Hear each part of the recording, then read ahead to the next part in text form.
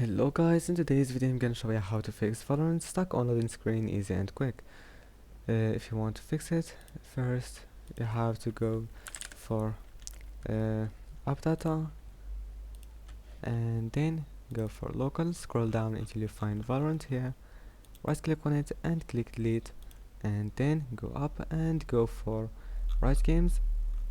You will find it here, just scroll up a little bit and here is it, right games, and then right click on Valorant and delete it.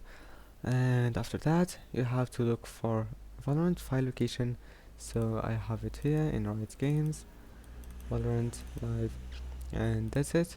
Now you have to delete these two files, right click and delete, and after that just try to launch it, and if that doesn't fix your problem then let's move to the next solution.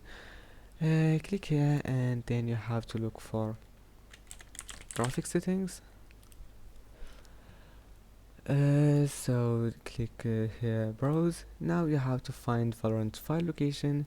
Just go to Riot Games folder and then go to Valorant live and then shooter game binaries Win64, and here you will find Valorant Win64 shipping.